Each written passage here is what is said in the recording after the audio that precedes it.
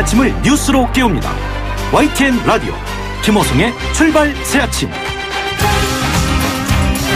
여러분 안녕하십니까. 출발 새아침 김호성입니다. 어제 20대 전반기 국회를 마무리하는 마지막 본회의가 열렸습니다. 4.27 여야가 합의했던 판문점 선언 지지 결의안은 본회의에 상정조차 하지 못했습니다. 마지막 본회의에서도 차기 의장단이 선출되지 않았습니다. 후반기 국회 지도부 공백이 불가피해졌습니다. 최저임금에 정기 상여금 그리고 복리후생비 일부를 포함하는 최저임금법 개정안은 어제 국회를 통과했습니다. 제적 인원 198명 가운데 160명이 찬성표를 던졌습니다. 압도적 통과였죠. 하지만 정의당과 민주평화당은 여당이 자유한국당과 야합을 해서 사상 최고라고 선전하던 최저임금제를 유명무실하게 만들었다 하면서 반발했습니다. 양대 노총 총파업, 최저임금위원회 철수, 당장 내년도 최저임금 협상에 빨간불이 켜졌습니다.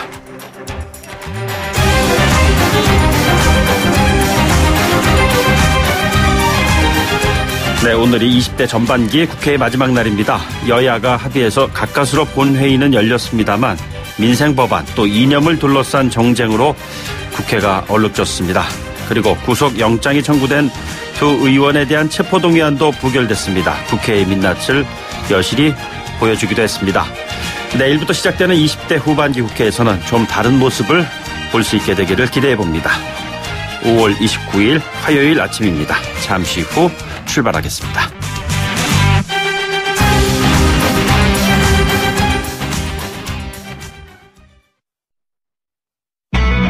YTN 라디오 김호성의 출발 새아침. 네, 지금까지 들어온 뉴스, 오늘 꼭 아셔야 하는 뉴스 시사평론가 이종건 박사 모시고 알아보겠습니다. 안녕하십니까? 네, 안녕하세요. 예, 궁금한 건 지금 판문점 실무 협상이 어떻게 진행되고 있는가 하는 점인데요. 네. 뭐 좀 진전된 내용이 나올까요? 일단 최대 20개로 추정되는 핵탄두 반출. 예. 이거 하고요. 또 이에 상응하는 체제 보장 방안.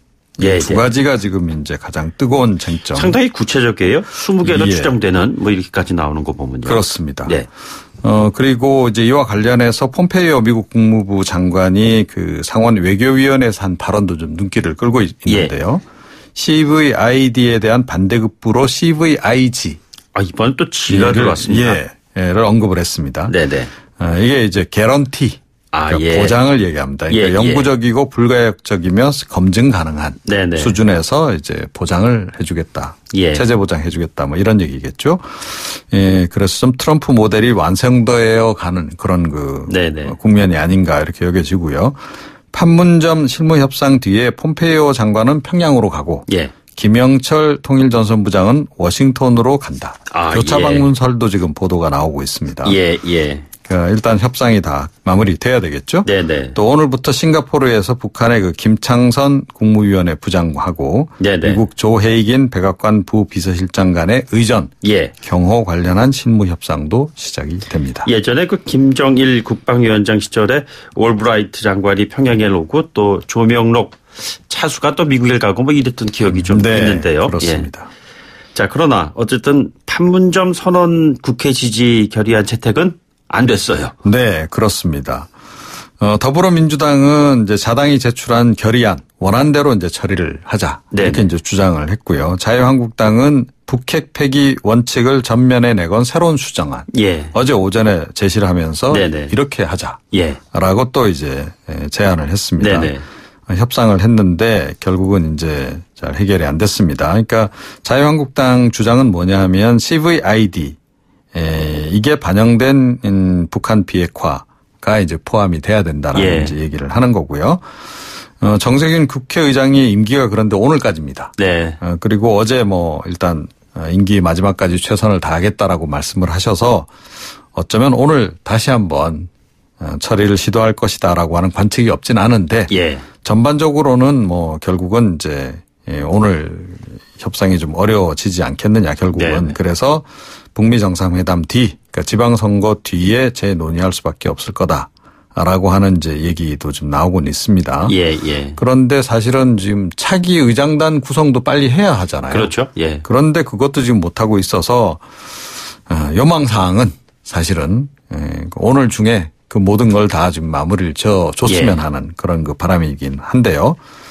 남북 정상회담이 지금 합의문 만들고 선언서 만들고 지금 이런 상황인데 네네. 남남 정상회담 합의문 같은 것도 좀 필요하지 않을까 예. 그런 생각이 좀 듭니다. 이 국회의장단 선출이 이제 되지 않으면은 어떻게 되나요? 공백 상태에서 일정 기간 또 가야 되나요? 그런 거죠. 사실은 이게 이제 그 법 위반 아닙니까? 예, 결국은. 예. 그럼에도 불구하고 임기 만료 전 며칠 전까지는 돼야 되는 거잖아요. 예, 그렇습니다. 예, 5일 전까지는 마무리를 네네. 해야 하는 건데 마무리를 못한 거죠. 예. 결국은 국회법 위반입니다. 이거. 네. 이게 국외적인 관심사안이라고 한다면은 국내적으로 사실상 가장 큰 관심사는 최저임금법 관련된 내용이었잖아요. 네, 그렇습니다. 이게 상당히 앞으로 좀 후유증이 예상돼요. 예, 그렇습니다. 어제 이제 최저임금법 개정안 국회 본회의에서 처리를 했습니다. 네네. 이 부분은 또 여야가 또 잘 합의를 했어요. 그러니까 최저임금의 상여금, 교통 숙식비를 이제 포함시키는 예, 그런 예. 방안이고요. 그 이후에 이제 한국노총이 긴급 대표자 회의를 열고 이렇게 반발을 했습니다. 앞으로 일자리위원회와 경제사회 노동위 이런 각종 그 노정교섭 사회적 대화에 불참하겠다라고 네네. 지금 이야기를 하고 있어요. 사실은 이 얘기는 민주노총이 계속 예. 해왔던 얘기인데 네네. 왜 이 얘기를 또 한국노총 측에서 들고 나왔는지 모르겠습니다만 내부 반발을 좀 의식한 게 아닌가 이렇게 여겨지긴 합니다. 네. 또 위헌 법률 심판 제청도 추진하겠다라고 지금 얘기를 하고 있고요. 네네. 민주노총은 총파업 투쟁 결의 대회를 어제 국회 앞에서도 열었고 전국 14곳에서 열었고요. 예. 지금 뭐 이 부분 관련해서 더불어민주당 규탄하겠다. 네. 지방선거 때 뭐 심판하겠다 뭐 이렇게 얘기를 지금 하고 있습니다. 문재인 대통령도 노동계의 이런 반발을 좀 의식해서인지 어제 그 청와대 수석보좌관 회의 주재한 자리에서 소득 주도 성장이 제대로 가고 있는지 점검이 필요한 상황이다라고 이제 언급을 했고요. 예. 오늘은 청와대에서 긴급 가계소득 동향 점검 회의를 이제 개최를 합니다. 예. 최근에 뭐 이제 고소득 가구하고 저소득 가구의 그 소득 격차가 사상 최대 수준으로 벌어진 것으로 드러나지 않았습니까? 예, 예. 이와 관련해서 지금 이게 혹시 최저임금 인상에 따른 고용 감소 탓 아니냐라고 네네. 하는 얘기도 좀 나오고 있거든요. 예. 이런 걸 좀 의식한 것 같습니다. 예, 뭐 관련된 내용은요, 저희가 2부를 통해서 계속 이슈를 좀 확장시켜 보도록 하겠습니다. 그리고 경찰이 송인배 청와대 제1부속비서관 소환을 검토 중이다. 이런 얘기가 나오네요. 네. 뭐 소환 검토 중이라는 얘기를 하도 자주 해서 예. 최근에 경찰이 이 말을 얼마나 신뢰도가 있는지 네. 좀 지켜보긴 해야 되겠는데요. 이 송 비서관은 드루킹과 이제 김경수 더불어민주당 경남지사 후보를 이제 소개해 준 것으로 예. 알려져 있죠. 또 드루킹 측으로부터 사례비도 이제 받은 것으로 알려집니다. 네네. 경찰이 이제 이 드루킹에게 이 송 비서관을 소개한 또 경제적 공진화 모임 회원 그 부부가 있지 않습니까? 예, 예. 그 부부는 지난 23일 참고인으로 소환 조사를 했다고 네. 해요. 이들 부부는 송 비서관이 지난 총선 때 출마했을 때 그때 또 도움을 많이 준 예. 거로 알려져 있죠. 지금 이런 상태에서 경찰이 지금 김경수 후보의 그 전 보좌관의 경우에는 청탁금지법 위반, 정치자금법 위반, 뇌물수수 혐의 이런 것으로 해서 검찰에 일단 송치를 했습니다. 예. 김경수 후보 재소환도 검토 중이다라고는 이야기는 하고 있습니다. 네네. 그런데 이 얘기도 한 지가 꽤 됐잖아요. 예. 예. 그래서 뭐 지방선거 후가 결국 이제 될 것으로 이렇게 좀 예상이 되고 있는데 당초에 사실은 지방선거 운동 기간 중에도 소환하겠다라고 네. 얘기를 하지 않았어요. 예, 예. 글쎄요. 그러니까 이 드루킹과 관련된 부분은 김경수 후보가 훨씬 더 많이 지금 드러난 상황인데 네네. 일단은 뭐 송 비서관부터 먼저 소환을 한다라고 얘기를 하고 있네요. 예, 시기는 뭐 특검 적용 시기 관련해서 뭐 예전부터 계속 나오고 있었던 사안이에요. 이거는 부분요. 그렇습니다. 네. 예, 그리고 아주 기분 좋은 소식인데 방탄소년단 아주 뭐 대통령께서 축전까지 보냈네요. 네. 빌보드 200에서 1위를 달성했습니다. 네네. 빌보드 100하고는 다릅니다. 빌보드 100은 이제 노래 한 곡 한 곡씩 네네. 이렇게 이제 선곡을 해서 이제 순위를 매기는 거고 네네. 빌보드 200은 이제 앨범 순위인데요. 그러니까 싱글이냐 앨범이냐 그렇습니다. 이거죠. 그런데 예. 이게 앨범 순위가 사실은 더 좀 의미가 더 크다라고 저는 예. 개인적으로 생각하는데 네네. 이게 훨씬 롱런할 가능성을 이제 보여준다는 거죠. 예. 외교부가 어제 제일 먼저 공식 트위터에 이제 축하의 글을 올렸습니다. 네네. 그러니까 이제 정작 주간 부처인 문화체육관광부는 뭐 하냐 이런 지적이 또 나왔고요. 예. 도종환 장관이 이어서 이제 축하와 격려의 뜻을 전했습니다. 네네. 그리고 어제 오후에 이제 문재인 대통령도 페이스북에 이제 축전을 올렸습니다. 꽤 예, 길게 예. 올렸는데 어찌됐건 뭐 이제 축하한다는 내용과 더불어서 이 세계 젊은이들이 방탄소년단의 노래와 춤, 꿈과 열정에 위안을 받고 용기를 얻었다. 이런 네네. 내용을 이제 포함시켰습니다. 예. 문제는 우리나라의 이제 방탄의원단이죠. 네. 아시겠지만 어저께 권성동 의원 체포동의안 일단 보고는 됐습니다. 국회 본회의에. 네네. 그런데 앞으로 본회의가 또 안 열린다면 예. 좀 안 열릴 가능성이 굉장히 높잖아요. 예, 예. 이게 또 언제 처리가 될런지 모르겠습니다. 국회에서 한번 공연을 한번 했으면 좋겠어요. 방탄소년단이. 예. 네. 알겠습니다. 여기까지 듣도록 하겠습니다. 오늘 고맙습니다. 네. 네, 지금까지 이종훈 시사평론가였습니다. 여러분은 지금 FM 94.5MHz로 방송되고 있는 YTN 라디오 김호성의 출발 새 아침을 듣고 계십니다. 의견 주실 분은 짧은 문자 50원, 긴 문자 100원의 이용료가 드는 휴대전화 메시지 샵 0945 우물정 0945번으로 의견 남기실 수 있습니다. 네, 뭐 우울한 소식들도 있지만요. 오늘 아침은 기분 좋은 소식으로 시작하도록 하지요. 러시아 월드컵에 나서는 우리 축구 대표팀이 온두라스 평가전에서 2대0 완승을 거뒀습니다. 우리 본선 상대인 멕시코를 대비한 평가전이었기 때문에 더욱 의미가 깊었다는 생각이 드네요. 대표팀에 처음 발탁돼서 A매치 데뷔전을 치르는 선수들이 맹활약했습니다. 축구 전문가 명지대 기록정보과학 전문대학원 신문선 교수 연결해서 자세한 이야기 나눠보도록 하겠습니다. 안녕하십니까? 네, 안녕하세요. 신문선입니다. 네, 어제 첫 평가전 어떻게 보셨는지요? 총평 부탁드리겠습니다. 기분 좋은 경기였다라고 말씀을 해주셨는데요. 네네. 전문가적 시각에서 보면 승리하긴 했지만은요. 네. 결코 만족할 수 없는 경기였다. 뭐 이렇게 저는 분석을 하거든요. 아, 그렇군요. 완승이지만 또 이면이 또 있네요. 예. 그렇죠. 네. 그러니까 스코어는 2대0으로 이긴 경기였지만 전반 내내 이제 한국 대표팀은 잦은 패스미스를 비롯해서 네네. 전술적으로 좀 조직력이 떨어진 경기를 했다라고 이렇게 분석을 할 수 있고요. 예, 예. 사실은 월드컵 본선에 지금 초점을 맞춰서 제가 보기 때문에 이런 말씀을 드리는 거거든요. 네네. 월드컵이 이제 코앞에 다가왔는데요. 네. 한국 대표팀 입장에서 본다면 지금은 팀 전술의 완성 단계에 있다라고 볼 수 있는데요. 예, 예. 사실은 권창훈 선수는 부상 때문에 대표팀 명단에서 아예 제외가 됐고, 네네. 또 윙어로 뛰는 이재성 선수가 어디에 빠졌죠. 예, 예. 그리고 이제 주장인 기성용 선수도 역시 빠졌고 센터백을 보는 장현수 선수도 결국 어제 이제 스타팅 멤버에서 빠져 있었는데요. 사실은 베스트 11 중에서 5-6명의 지금 주전 선수들이 빠져 있는 상태이다 보니까 네네. 앞서 말씀드렸듯이 전술적인 안정도를 이야기하는 데는 다소 이제 무리가 있었다 이렇게 볼 수 있는 거거든요. 예, 예. 사실은 월드컵이 이제 코앞에 다가와 있기 때문에 네. 지금 단계에서는 베스트 11이 확정이 돼 있고 또 그리고 전술적으로 선수들 간의 호흡을 높이는 이제 그런 시점에서 한국 대표팀을 기대했기 때문에 예. 제가 앞서도 말씀드렸지만 2대0으로 스코어는 이겼지만 내용적으로 보면 조금은 아쉬움이 많았다 이렇게 이제 제가 예. 종합적으로 말씀을 드리는 겁니다. 예, 예. 무조건 잘했다고 칭찬하면 또 안 되죠. 예. 지금 멕시코를 상대로 해서 2번을 치고 1번은 이긴 나라가 온두라스잖아요. 그렇죠. 예, 저희하고 피파 랭킹도 보면 거의 비슷비슷한 것 같은데요. 어쨌든 네. 어제 온두라스 전의 승리가 멕시코전을 앞둔 우리의 입장에서 봤을 때는 나름대로 의미가 있다고 봐야 하지 않을까요? 자, 피파 랭킹도 거의 비슷하고요. 네네. 그리고 멕시코도 이긴 최근에 이제 결과도 있으니까 내심 우리는 가상의 멕시코를 대상으로 한 평가전으로 이제 기대를 했었는데 예, 예. 실제로 온두라스 팀은 원정팀이었고 오랜 시간 비행기를 타고 오지 않았습니까? 예, 예. 그리고 최종 예선전에서 플레이오프에 밀려서 호주한테 져서 탈락했거든요. 본선에 오지를 못하는 팀이거든요. 네네. 최종 예선에 뛰었던 베스트 멤버 중에서 한 5-6명이 지금 빠진 상태로 한국에 왔단 말이에요. 네네.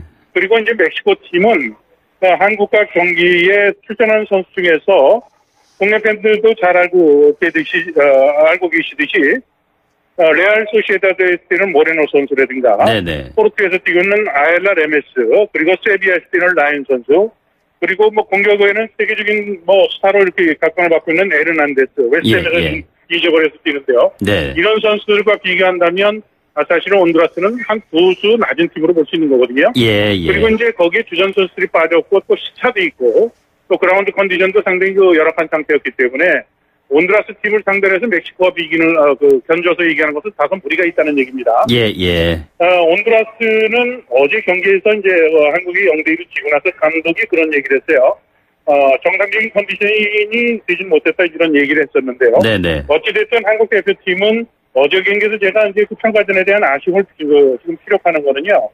사실은 멕시코와 경기 때는 한국이 전체적인 경기 양상에서 수세에 몰리는 경기를 할 거란 말이에요. 예, 예. 그렇다면 한국 대표팀은 수비를 견고히 하면서 역습을 할 수 있는 그런 실제 월드컵 본선을 대비한 패턴을 갖고 평가전을 치렀으면 좋은데 네네. 어제 상대팀이 앞서 말씀드렸듯이 경기력의 여러 가지 요인 중에서 요인이 이제 우리보다 떨어졌기 때문에 네. 경기를 한국 대표팀이 지배하면서 경기를 하다 보니까 예. 가상의 멕시코와 사실은 이제 월드컵 본선에서 맞서는 한국 대표팀으로서는 그 훈련의 성과, 훈련에 대한 효과 이런 측면에서 본다면 사실은 2대0으로 이겼다고 하더라도 한국 대표팀은 좀 많은 아쉬움이 더 클 수밖에 없었다 이렇게 저는 분석을 하는 겁니다. 예, 그러면 선수들을 놓고 좀 구체적으로 얘기해 주신다면요. 어떤 선수의 플레이어가 돋보였고 또 어떤 선수는 다소 아쉬웠고 좀 얘기를 한번 해 주실까요? 자, 앞서도 말씀드렸지만 이승우 선수에 대한 활약은 20살인데요. 네네. 어제 경기하는 것을 아마 시청자들, 그러니까 현장에 가시지 못하고 텔레비전을 보신 분들은 이승우 선수의 당돌한, 당찬 모습을 아마 어제 보셨을 거예요. 예, 예. 어제 손흥민 선수가 첫 골을 터뜨릴 때도 이승우 선수가 볼을 인터셉트해서 이제 패스를 연결된 것을 손흥민 선수가 이제 골을 터뜨렸던 거거든요. 예, 첫 골이었죠. 예. 그렇죠. 첫 골이었었죠. 그래서 이승우 선수는 어제 대표팀의 데뷔전을 치르면서 상당히 인상적인 경기를 했다라고 이렇게 평가를 받을 수 있고요. 네네. 그리고 또 어제 문선빈 선수하고 지금 황희찬 선수의 도움을 받아서 두 번째 골을 터뜨렸던 선수죠. 네네. 이 선수도 어제 이제 골을 터뜨려서 미디어로부터 각광을 받았지만 데뷔전에 대한 부담 때문인지 교체 투입돼서 서너 차례 패스 미스했던 것은 좀 아쉬움이 있어서도 예, 예. 경기에 대한 흐름이나 또 그 기회가 좀 더 주어져서 경험이 쌓이게 된다면 좋은 활약을 할 수도 있겠다 이런 생각이 들 수 있겠어요. 예, 예. 그리고 이제 수명 미드필더로 봤던 정우영 선수라든가 센터백을 봤던 김영권과 정승현 이런 조합들은 앞서도 말씀드렸듯이 한국이 지금 센터백이 빠져있는 상태 아닙니까? 예, 예. 그런 상황에서 한국 대표팀은 당초 불안적인 요소가 있긴 했어도 경기를 원만하게 했다 이렇게 볼 수 있었을 겁니다. 예, 예. 그 이승우 선수 언급하셨는데요. 뭐 거의 그 10년 정도 연차가 나는 이청용 선수 어제도 네. 보면은 나름 활발한 움직임을 보였지만 또 중간에 또 나가기도 하고 그랬는데 어떻게 플레이를 보셨나요? 네, 지금 좋은 질문을 해주셨어요. 네네. 어제 경기의 관전 포인트는 제 말씀 중에 뼈대가 있는 겁니다. 무슨 얘기냐면 베스트 멤버 중에서 한 5명이 바뀌었다고 그랬잖아요. 예, 예.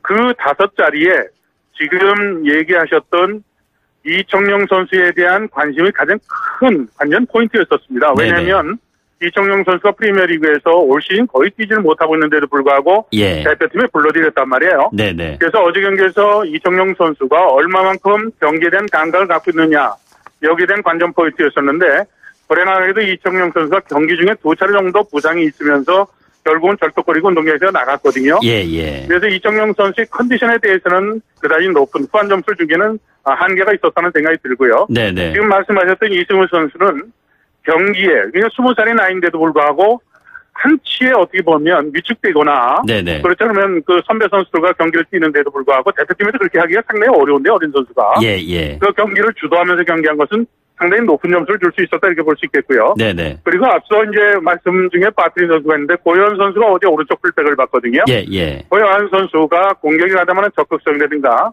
볼 피딩이라고 그러는데요. 수비에서 미드필드나 공격수에게 연결시키는 패스에 대한 어떤 정확도 이런 플레이에서는 상당히 좋은 플레이를 펼쳤고요. 그리고 네네. 최전방에 있었던 황희찬 선수가 어제 풀타임을 뛰었어요. 90분을. 예, 예. 물론 골은 터뜨리지 못했지만 두 번째 골을 어시스트했고 황희찬 선수의 그 트레이드마크는 황사처럼 강한 어떤 몸싸움을 즐겨서 하는 거거든요. 네네. 그런 강한 인상을 이제 심어줬다는 생각이 듭니다. 예, 예. 어찌됐든 어제 경기에서 이기긴 했지만 높은 점수를 주긴 어렵다고 하더라도 한 가지 긍정적인 것은 네네. 한국 대표팀이 어제 경기에서 전술적으로 압박 플레이가 상당히 효과를 거둔 것은 상당히 좋은 그런 전술적인 어떻게 보면 키플레이어를 볼 수 있고요. 네네. 또 한 가지는 부상 선수가 많아서 대표팀 분위기가 상당히 떨어질 수 있는 예. 있는 그런 상황이었었는데 네네. 어쨌든 2대0으로 이기면서 대표팀이 살아나면서 신태용 감독으로서는 그래도 선수들을 좀 강하게 이렇게 끌고 갈 수 있는 동기유발을 준 것은 상당히 어떻게 보면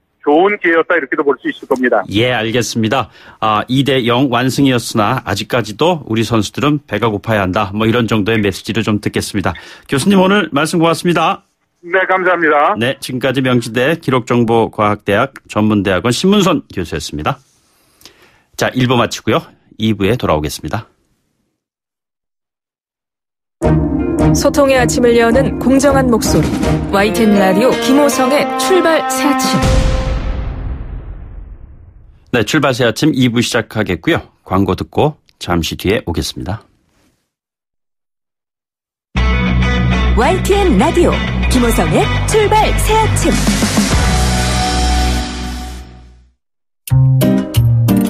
이제 헤매지 마세요. 경제 GPS가 경제 생활의 길잡이가 되어드립니다.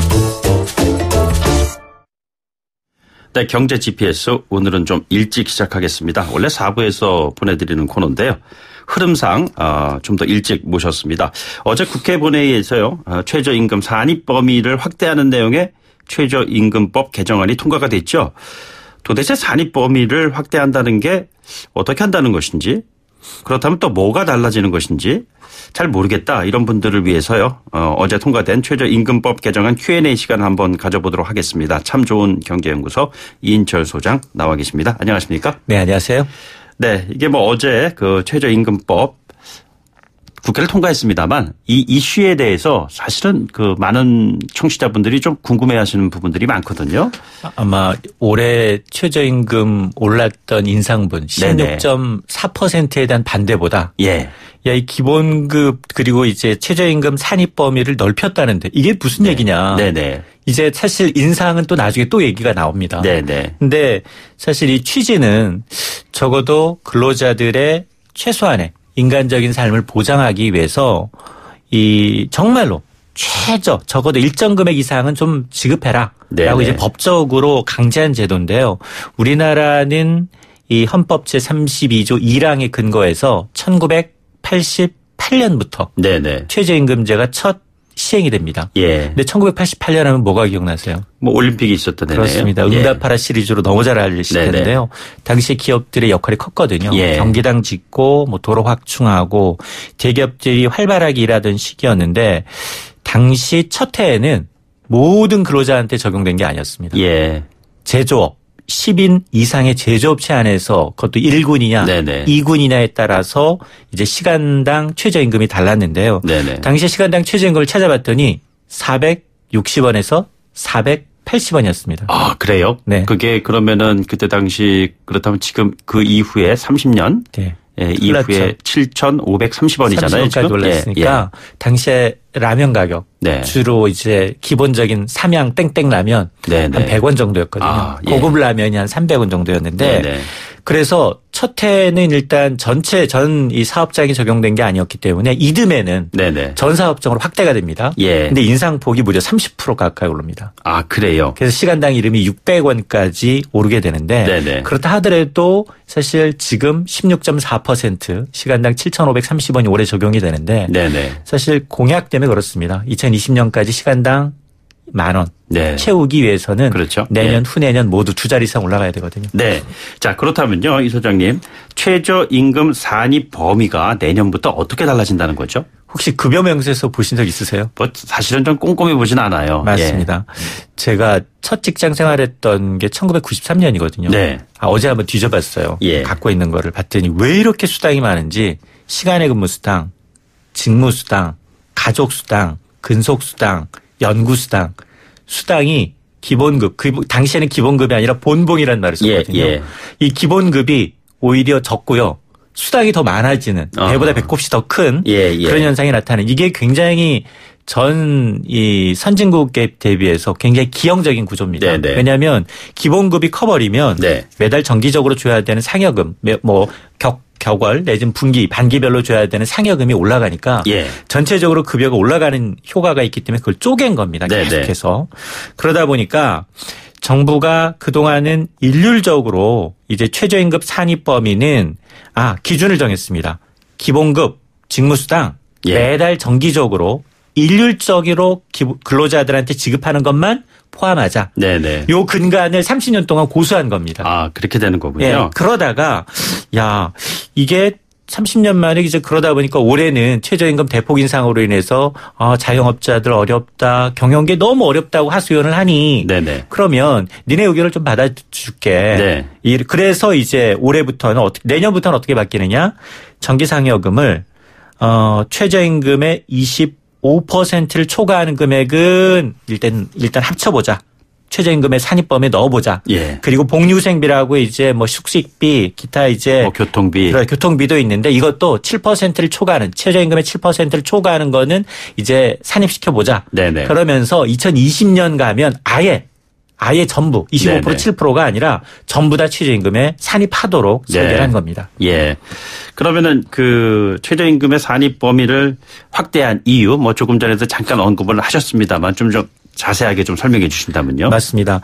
결론부터 얘기하면 기업들의 애로사항을 일부 수용을 했습니다. 네네. 경영계가 요구한 게 과도한 최저임금 인상으로 부담이 너무 큽니다. 예. 이걸 좀 조정해 주십시오. 조정하는 방법이 뭔가인가를 좀 들여다보니 산입 범위를 확대하는 게 좀 좋겠다라는 네네. 거였고 그래서 그 일부를 받아줬는데 그런데 사실 그 국회나 정부도 이걸 기업들의 얘기를 들어주게 되면 내년도 최저임금 인상도 2020년 가서 시간당 한 10,000원까지 가려면 15% 이상 평균 올려야 합니다. 예. 이걸 맞추기 위해서는 압력을 최소화하기 위해서는 기업들의 얘기를 먼저 들어주자. 네네. 그래서 실질적으로 인상이 2자릿수 된다 하더라도 네. 이 미리 받고 있던 상여금은 지금 매달 받고 있던 건 아니었죠. 예, 400에서 600% 많게 받는 데는 대기업 1000%까지는 있습니다. 네, 격월로 한다든가 이런 식으로 맞습니다. 하잖아요. 예. 그래서 그것까지 이미 받던 거를 산입 기본적으로 포함되다 보면 최저임금 산입 조정만으로도 최저임금 인상 효과분이 있으니 네네. 기업들도 입마감할 수 있고 네. 노동계도 원하는 2020년 가면 결국 큰 로드맵이 그려지지 않겠느냐라는 겁니다. 근데 2,500만 원 미만의 노동자에겐 영향이 없다 이렇게 얘기하는데 맞습니까? 일부는 맞고 일부는 틀립니다. 어떤 얘기죠? 일단 개정된 이제 이 최저임금은 하루에 시간당 이제 8시간 7,530원을 받는다고 하고 총 한 달에 209시간을 기준으로 하면 네. 월 최소 받아야 되는 게 157만 원이에요. 예, 157만 원이요. 그렇습니다. 예. 그러면 이 157만 원의 정기상여금이라는 게 25% 초과한 금액 약 39만 원. 네네. 이게 이제 39만 원 이상을 받는 정기상여금은 포함되는 거고요. 네. 그다음에 이 최저임금의 7%를 초과하는 복리수당 네네. 11만 원이에요. 예. 이 11만 원을 초과분은 최저임금에 포함이 되는데 이걸 다 합쳐봤더니 근로자 기본적인 연봉이 2,484만 원이더라. 예. 그러니까 2,500만 원 이하의 경우에는 네네. 이제 정부의 입장은 이제 이번 개편에 별다른 영향을 받지 않는다라는 건데 문제는 뭐냐? 아까 제가 말씀을 드렸습니다만 기본급이 워낙 낮아서 예. 최저임금 대상인데 오히려 배보다 배꼽이 더 커서 복리후생비 사실 정기상여금을 자영업자가 다 주지는 않거든요. 예, 예. 이 복리후생비가 굉장히 기형적으로 커진 데가 많기 때문에 네네. 복리후생비가 11만 원 이상 주는 데가 많거든요. 네네. 그럼 이것 때문에 이 기본급은 최저임금에 해당되는데도 불구하고 복리후생비가 많다는 이유로 최저임금에 포상되다 보니 네네. 내년 실질적으로 최저임금 인상분이 없다라는 겁니다. 복리후생이 명목은 그렇지만 따지고 보면은 그 저임금 임금을 근로자들의 보전하는 그렇게 되는 수단이 거네요. 되었다는 겁니다. 그렇군요. 알겠습니다. 그 잠시 뒤에는요 관련된 내용을 그 국회 연결해서 자세히 알아보도록 하겠고요. 소장님 얘기는 여기까지 듣도록 하겠습니다. 오늘 말씀 고맙습니다. 네, 감사합니다. 네, 지금까지 참 좋은 경제연구소 이인철 소장이었습니다. 네, 그럼요. 이어서 저희가 관련된 내용으로 연결 하나 더 해보겠습니다. 어제 그 본회의 통과한 최저임금법 개정안 관련해서요. 표결 직전까지 문제 제기를 하면서 강력하게 반대를 하셨던 분이시죠. 정의당의 노회찬 원내대표 연결해 보겠습니다. 노 의원님 안녕하십니까? 네, 안녕하십니까? 예, 방금 전에 저희가 관련된 그 소식 전했습니다만 재적 의원 198명 가운데 160명입니다. 압도적인 찬성표라고 해도 되지 않겠습니까?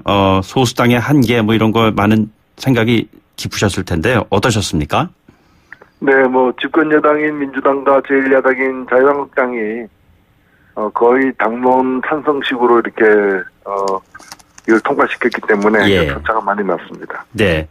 제가 이렇게 이렇게 보면요. 그 민주당에서도 물론 반대표가 2표가 있었더군요. 보니까. 근데 예, 소수가 있었죠. 예. 노 의원께서는 법사위에 계시잖아요. 네네.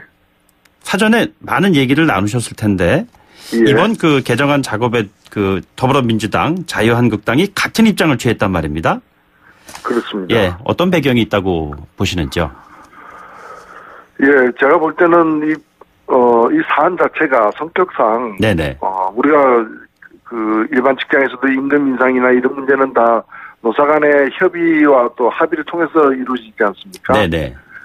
그런데 이걸 갖다가 국회로 가져와가지고 노사 합의가 이제까지 잘 안 됐다는 이유로다가 네네. 국회로 가져와서 결정한 것 자체가 큰 문제가 있다고 보고요. 예. 노사 그리고 공익위원까지 참여해 있는 최저임금위원회에서 이걸 다뤘어야 됐다 이렇게 생각됩니다. 27분이나 계시잖아요. 그렇죠? 네, 그렇습니다. 네네. 국회는 사실 노동을 대변하는 사람이 거의 없지 않습니까? 예. 예, 그렇기 때문에 저는 이 잘못된 그런 지형에서 이 문제가 다뤄진 게 몹시 유감스럽습니다. 근데 보면 그 여당 쪽 그 헌너위 간사 한정혜 의원 말에 따르면은 오히려 최저임금 노동자를 보호하게 된다 이렇게 얘기했어요. 이 부분에 대한 판단은 어떻게 하고 계시는지? 전혀 사실이 아니고요. 아닌가요? 예. 예, 전혀 사실이 아닙니다. 지금 뭐 여러 가지 예들도 많이 들고 있습니다만은 그 최저임금을 받고 있으면서 예를 들면은 그 상여금을 연 400% 받고 네네. 한 달에 또 20만 원씩 복리후생비 받는 이런 사람들 같은 경우에는 이 새로운 법이 실시되게 되면은 거의 한 240만 원 정도 이렇게 연봉이 깎이는 셈이 됩니다. 네네. 예, 그렇게 되면은 최저임금을 그만큼 올려도 손에 들어오는 거는 똑같아지는 거죠. 네네. 그러니까 지금 157만 원 받는 사람 같은 경우에는 최저임금이 올해 12.7% 오른다면은 네네. 받는 돈은 하나도 달라지는 게 없게 됩니다. 그러니까 예. 15% 올라도 결국 3% 오른 것밖에 안 되는 꼴이 되는 겁니다. 예. 가장 불이익을 받게 되는 지금 잠시 언급을 하셨습니다만 가장 치명적인 타격을 받는 분들은 누굴까요, 그럼? 그러니까 아예 상여금도 단 한 푼 못 받고 공무생비도 아예 못 받는 편의점 알바와 같은 경우에는 달라지는 게 없지만 네네.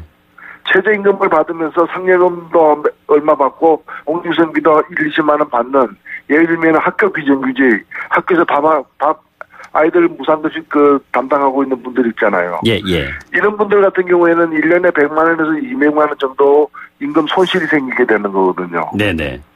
그래서 오히려 대기업에 상당히 이제 고액의 상여금을 받고 이런 노동자비 있는 근데 속한 분들은 아무것도 상관이 없습니다. 예, 예. 노조가 단협으로 이걸 묶어두고 있기 때문에 네네. 이 법의 적용을 받지 않지만은 그 중간에 낀 중하위 노동자들 네네. 이 직격탄을 받는 거죠.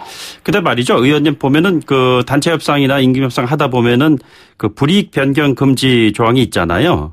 네네. 네, 그런 조항에 저촉이 된다면은 이 부분을 그 사업장 내에서 협상을 할 때 또 문제가 좀 발생할 여지가 있지 않겠어요? 그래서 노동자비 있는 경우는 단체 협약이 그 법보다 우선이기 때문에 단체 네. 협약에 따라서 자신들의 권익을 보호받을 수 있지만은 예, 예. 노동자비 없는 경우에는 이번 최저임금법에 또 독소조항 중에 하나가 뭔가면은 불이익 변경은 근로기준법에서 금지하고 있는 건데. 그렇죠. 예. 예, 불이익 변경해도 되는 예외 조항을 만들어놨어요. 네네. 그래서 노동자비 없는 경우에는 이 예외 조항이 악용되어 가지고 네. 일방적 통고로서 이런 정규직 변경 같은 게 가능하도록 했기 때문에 네네. 자기들의 권리가 침해당하는데 그걸 막을 수 있는 방법이 없게 되는 거죠. 예. 그렇다면은 보호망 안에 있는 사람들이야 좀 덜 피해를 본다 하더라도 그 밖에 있는 사람들이 더욱더 힘든 여건에 처해 있지 않겠어요? 그렇습니다. 예. 게다가 지금 당장에는 25% 초과분, 최저임금 대비 25% 초과분을 이렇게 산입한다고 하지만은 2024년에는 모든 전기 상여금, 보너스 총액을 다 최저임금에 산입하겠다는 거거든요. 네네. 그렇게 되면은 이 액수가 사실 지금 이 보너스라거나 이런 복리후생비의 액수가 자기 연봉의 대개 보면은 기본급 연봉의 50% 정도 수준입니다. 네네. 그러니까 받는 돈은 달라지는 게 없는데 최저임금은 50% 인상되었다. 네네. 꼭 볼 수 있는 거예요. 2024년 기준으로 한다면은. 네네. 예, 그러면 50% 이상 올려야만 실질적인 최저임금 인상이 발생하게 되는 거거든요. 네네.